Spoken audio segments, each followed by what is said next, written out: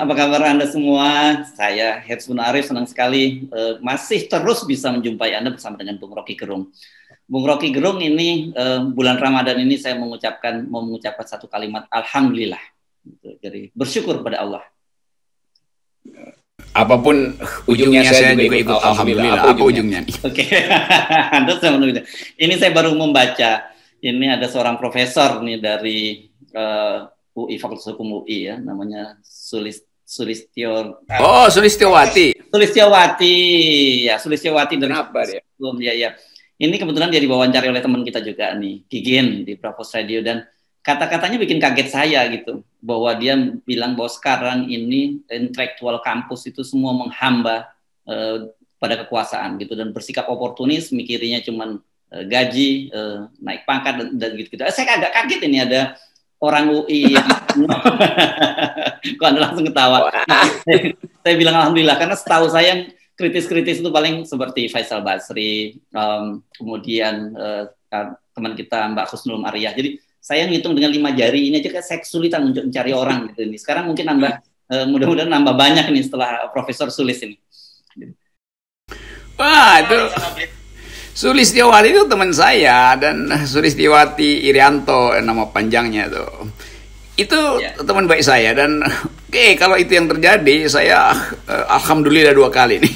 Welcome back gitu. Aduh. Ada apa nih? Iya, ada pemulihan akal sehat di UI melalui Sulis. Jadi sebetulnya banyak orang yang diam-diam sebetulnya ingin pulih akal sehatnya di UI, tapi masih malu-malu itu. Nah, Sulis ini saya mesti ucapin selamat. Nanti saya kirim YouTube ini ke Sulis supaya dia jadi contoh bahwa orang nggak perlu merasa tersingkir kalau selama ini kurang kritis, karena setiap saat UI itu bisa balik menjadi kampus yang kritis, dan Sulis memelopori itu. Ini satu terobosan besar sebagai pelajaran bagi Universitas Indonesia bahwa Jokowi dan kekuasaan hari ini betul-betul ada dalam sorotan dunia, dan dunia menganggap bahwa Presiden Jokowi gagal dalam demokrasi, gagal dalam ekonomi. Nah, kalau sorotan dunia itu, jadi Indonesia sekarang, pemerintahan Presiden Jokowi disorot oleh dunia tuh dalam soal demokrasi dan kemampuan mengakrabkan warga negara, juga gagal dalam ngurus COVID, ekonomi memburuk. Nah, kalau sorotan dunia itu tidak bisa dibaca oleh UI, karena UI matanya dibutakan oleh fanatisme pada kekuasaan. Nah, Sulis adalah cahaya kecil yang tiba-tiba terbit dari UI. Bandingkan misalnya beberapa dosen yang jauh lebih muda dari Sulis, itu sekarang berkumpul di KSP, berkumpul di istana untuk membackup kekuasaan yang sedang redup. Jadi saya tercengang karena teman saya nih, Profesor Sulis, mampu untuk mengucapkan hal yang berbeda. Ini betul-betul menunjukkan bahwa akademisi seharusnya bisa memulihkan akal sehat bangsa ini kalau dia ambil jarak dari kekuasaan, bukan dengan menempel pada kekuasaan. Itu alhamdulillahnya di situ. Oke, 3 kali ya, udah. Oke. Nah, tapi ini apa yang digambarkan oleh Profesor Sulis ini, karena dia orang di dalam yang masih aktif, nggak seperti Anda yang sudah tidak aktif lagi di UI, itu kan dia bisa menggambarkan dengan tepat ya situasi yang terjadi di dalam. Karena waktu beberapa pekan lalu itu kan saya sendiri juga kaget ketika tahu ada sebuah webinar atau kuliah umum sebenarnya disampaikan oleh Gubernur Kalimantan Timur, dan itu dibuka secara resmi oleh Rektor UI, Profesor Ari Kunchoro, yang di situ kemudian muncul kunci surga itu di tangannya Gubernur Kalimantan Timur kan. Pada waktu itu yang dia menyatakan bahwa Pak Jokowi tidak perlu beribadah lagi, udah dijamin pasti masuk surga, itu gara-gara bangun ibu kota di Kalimantan Timur. Dan untungnya di situ masih ada guru besar emeritus ya, saya kira ya, Pak Profesor Salim, Emil Salim ya. Emil Salim. Ya, yang berteriak dengan kencang. Dia tidak marah pada gubernurnya, tetapi bermarah pada para presiden dan juga para menterinya. Bayangkan ada forum semacam itu di UI, dan tiba-tiba muncul semacam ini, buat saya sih memang bikin kaget. Gitu. Tapi saya anggap bahwa malam ini Sulis pasti ditelepon oleh rekan-rekan dosennya yang masih berpihak pada kekuasaan dan memaki-maki dia tuh, lu ngapain nulis, lu berubah pikiran segala macam tuh. Jadi saya bisa bayangkan olo-olo atau WA grup UI itu kalau saya bisa berimajinasi, mungkin Senin depan itu Sulis akan dipanggil oleh rektor UI untuk disindir atau dikasih teguran tuh. Tapi saya percaya bahwa saudara Sulis, begitu dia tiba pada satu keputusan untuk kembali menjadi akademisi, dia nggak akan ragu untuk memperbanyak pengikutnya. Dan mudah-mudahan juga mahasiswa mendengar uraian dan mengikuti langkah akademik dari Profesor Sulistiowati Irianto. Iya. Oke, Bung Rocky, sekarang kita fokus deh ngomongin ke kampus, karena memang hampir semua kampus ini terkesan tiarap. Kita sangat sulit menemukan orang-orang model Faisal Basri, Mbak Husnul Maria yang tetap konsisten seperti kita sebut sebelumnya. Dan kalau di UGM mungkin kita kenal satu nama, namanya Zainal Arifin Mohtar gitu. Tapi di kampus-kampus lain mungkin ada, tapi juga tidak banyak yang berani teriak kencang semacam itu. Apa sebenarnya yang terjadi? Kenapa? Karena seingat saya pada masa Orde Baru sekalipun, itu kampus-kampus UI, ITB, dan kampus-kampus besar lain itu tetap bisa, para akademisinya masih bisa bersuara kencang gitu. Sekarang kok dengan pemerintahan yang katanya lebih demokratis malah cenderung nggak berani seperti dikatakan oleh Profesor Sulis tadi. Ini saya baru alami tadi pagi. Saya ditelepon oleh bidang kemahasiswaan dari Telkom University.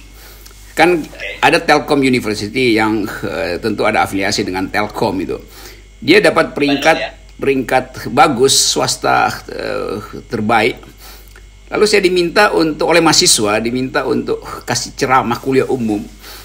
Di dalam undangan itu akan dihadiri kurang lebih 1.000 mahasiswa itu, tentang kebangsaan itu. Mestinya minggu lalu, tanggal 17 Sabtu lalu.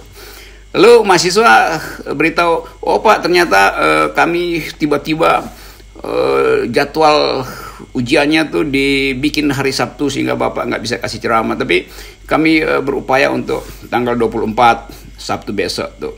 Saya bilang oke, tapi saya udah meraba-raba ini ada yang nggak benar nih. Dan tadi pagi salah satu pejabat di universitas itu nelpon saya, Pak Rocky minta maaf karena acaranya dibatalkan, tidak diberi izin oleh rektor gitu. Jadi saya udah nilai bahwa nggak mungkin saya diizinkan di situ, walaupun mahasiswa ingin dengar kuliah saya itu. Jadi demikian sebetulnya, tanpa harus bikin analis macam-macam. Begitu ada nama Telkom itu pasti ada unsur BUMN, negara segala macam yang lagi ribut. Dan pasti membatalkan saya untuk kuliah di situ tuh, untuk memberi kuliah umum di situ. Jadi terlihat bahwa sebetulnya kampus ini dalam ketakutan, tapi di dalam kampus juga ada perjuangan gitu. Mahasiswa tetap ingin dengar pikiran alternatif, dosen-dosen kritis ingin dengar pikiran alternatif. Tetapi selalu di ujungnya ada pragmatisme itu. Jangan sampai mengganggu kekuasaan. Lalu rektor memutuskan untuk melarang saya bicara. Hal yang udah saya alami di banyak kampus sebetulnya. Jadi saya udah hafal grammar itu. Tapi saya selalu percaya bahwa kalau kekuasaan memburuk terus, maka kampus pasti akan bikin kontra value, akan kasih nilai kontras di situ tuh. Jadi Sulis ini adalah contoh yang memberi kontra value, nilai kontra terhadap arogansi kekuasaan. Dan dia mengambil risiko karena dia guru besar, dan itu artinya akan ada senat guru besar yang mungkin akan negur dia. Ini kan Anda kan harus bedain antara individualitas sebagai guru besar dan status sebagai Universitas Indonesia. Anda sekarang dianggap sebagai mewakili suara profesor Universitas Indonesia, padahal kami nggak begitu tuh. Ya ini ujiannya, ujian moralnya di situ tuh.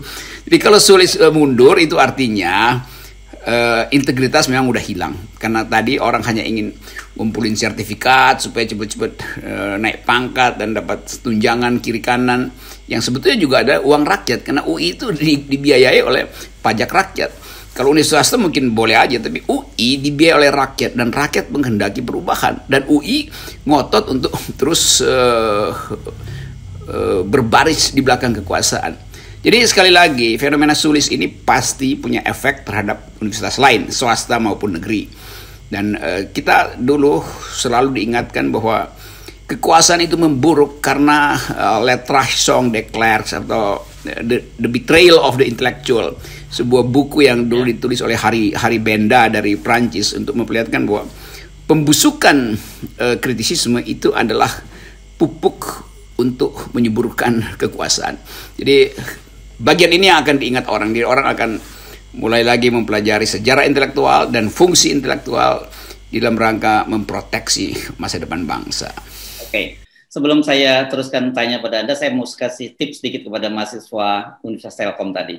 Kan eranya supaya mereka tetap bisa mendengar Anda berceramah. Kan ceramahnya dia harus lewat kampus. Karena dengan daring juga bisa gitu. Jadi ini mestinya mahasiswa Telkom sangat paham lah soal telekomunikasi semacam ini. Jadi kalau mau tetap ceramah dengan Bung Rocky, bikin webinar gitu. Dan itu kan kampus tidak bisa melarang gitu. Kan Anda tidak seperti kemarin seperti Pelni gitu yang bikin kajian Ramadan walaupun online juga tetap dicopot. Kan risikonya itu. Oke, kita lanjutkan. Rocky, tadi pertanyaan saya, mengapa bahkan pada masa era Orde Baru yang sangat represif sekalipun waktu itu soal idealisme dan soal idealisme kampus ini masih berdiri tegak. Sementara sekarang ini seperti dikatakan oleh Profesor Sulis tadi, betul-betul mereka semua tiarap dan yang terjadi adalah pragmatis dan kompromistis. Orde Baru itu solid, otoritariannya solid. Karena itu kampus mengambil blok yang sebaliknya tuh. Seluruh kampus adalah beroposisi sebetulnya tuh. Dan resikonya ditanggung oleh banyak rektor yang dipecat. Misalnya Pak Deliar Nur dulu rektor IKIP Jakarta itu harus disingkirkan karena terlalu kritis tuh. Rektor UGM juga dulu memelopori gerakan reformasi juga kena sanksi segala macam tuh. Jadi dulu ketika justru Orde Baru itu sangat solid otoritarianismenya, kampus justru melakukan countervailing force, melakukan seperti pembangkangan intelektual dengan bahkan menerbitkan jurnal-jurnal asing yang kritik pada Orde Baru. Jadi ajaibnya sekarang justru rektor-rektor di universitas bermutu dalam arti didaftarkan di tingkat atas, UI, UGM segala macam itu justru ketakutan. Nah, saya menganalisis bahwa di zaman Orde Baru nggak ada rektor yang berpretensi untuk jadi menteri itu, karena dianggap bahwa udah itu Pak Harto udah tahu siapa menjadi menteri itu. Nah, sekarang rektor-rektor ini berpikir kalau ada reshuffle mau jadi menteri Mendikbud atau menteri kebudayaan atau dirjen apa itu. Jadi itu yang membuat Universitas Indonesia misalnya mati kutu terhadap perintah kekuasaan itu. Karena mau tunduk pada kekuasaan dengan menyodorkan proposal tukar tambah. Yaitu UI akan diam, tapi nanti diam-diam rektor diusulkan oleh Senat Guru Besar untuk mendekati kekuasaan karena mencium ada reshuffle 2 menteri, 3 menteri mungkin nanti. Jadi terlihat bahwa oportunisme itu bertumbuh justru di kampus-kampus tuh. Ini buruknya tuh. Jadi reformasi tidak menghasilkan perubahan nilai sebetulnya. Yang ada adalah transaksi atau urusan tukar menambah kepentingan. Nah, kampus kita itu memburuk karena itu. Jadi bagaimana mungkin kita mau menyeberangkan bangsa ini bertanding dengan bangsa lain, padahal kita dalam soal etika, dalam soal integritas saja buruk sekali itu. Kampus kan ukuran pertama moral kejujuran kan ada di kampus. Justru di kampus sekarang plagiasi itu setiap hari kita dengar ada plagiasi di kampus. Sogok menyogok untuk jadi profesor juga jalan terus. Ya. Jadi dalam situasi semacam ini saya jadi teringat gitu bahwa sebuah adagium yang menyatakan bahwa sebuah pemerintahan itu sebuah negara itu mendapatkan pemerintahan sebagaimana dikehendaki oleh rakyatnya gitu. Jadi sebenarnya apa yang terjadi cermin pada saat ini ya begitulah sebenarnya cermin rakyatnya. Jadi kita nggak bisa sepenuhnya menyalahkan pemerintah. Ya, sebetulnya kalau misalnya kampus itu otonom, dia menjadi pemimpin alternatif itu dengan mengumpulkan integritasnya, dengan memproduksi integritas, sehingga kekuasaan justru yang harus malu. Kok kita nggak berintegritas ya? Kan kampus mesti menyindir itu. Yang sekarang terbalik itu. Kampus justru menyodorkan diri untuk diperbudak oleh kekuasaan. Jadi kita terus-menerus menginginkan agar supaya kampus itu dalam keadaan, kalau partai politik oke lah siksak dia, tapi kampus nggak boleh siksak hanya karena menunggu dipanggil istana untuk jadi menteri. Jadi ini buruknya sebetulnya sistem pendidikan kita tuh. Dan itu juga menurun pada dosen-dosen muda yang takut untuk bersuara, lalu ya safety player aja, yang penting selamat. Karena kami kan ASN itu. Ya ASN itu adalah pegawai negara, bukan pegawai pemerintah tuh. Jadi begitu banyak pembusukan di kampus terjadi karena ketakutan untuk berbeda pendapat. Padahal kampus dirancang untuk berbeda pendapat. Jadi apa sebetulnya kultur di kampus? Karena ya dungu. Dungu kenapa? Karena pengecut. Pengecut kenapa? Karena ingin memperoleh materi dan takut untuk mengucapkan pikiran. Kan itu yang terjadi. Di semua kampus umumnya begitu sekarang.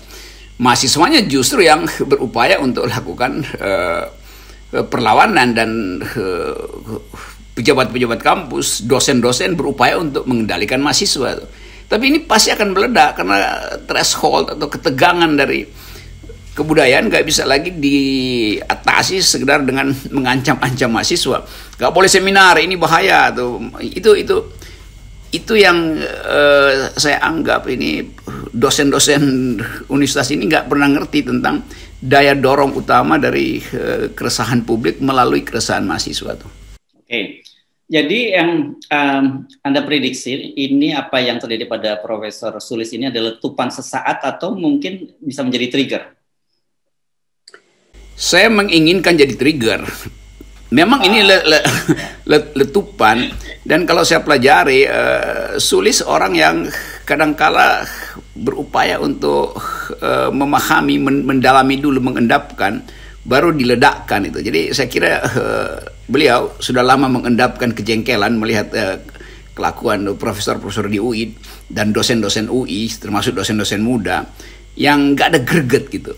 Apalagi dia seorang perempuan, jadi harusnya malu dosen-dosen UI, malu mahasiswa, malu para asisten dosen di situ melihat sepak terjang yang tiba-tiba diledakkan oleh Sulis. Kita tahu Sulis bukan orang yang ingin ambil risiko dalam politik tuh, tetapi karena desakan moralnya akhirnya membuat dia putar haluan dan beroposisi. Sebenarnya dia beroposisi tuh. Jadi selamat datang di medan oposisi. Welcome aboard. Dan kalau mau bergabung ini kapal masih masih kosong, masih perlu penumpang banyak itu ya, Bung Rocky. Ya, sebetulnya banyak penumpang gelap. Karena itu kita mau penumpang yang benar-benar punya tiket supaya penumpang gelap kita turunkan di tengah laut. Oke, baik, terima kasih, Bung Rocky. Ya, sekali lagi saya kasih salam hormat pada Profesor Sulis, dan semoga UI tetap bertumpu pada doktrinnya bahwa memperjuangkan keadilan dan kebenaran. Itu yang kita masuk kampus UI, itu slogan di depannya begitu tuh. Dan baru satu Sulis yang mau menerapkan slogan kebenaran dan keadilan itu. Ya. Yes, bye. Sip.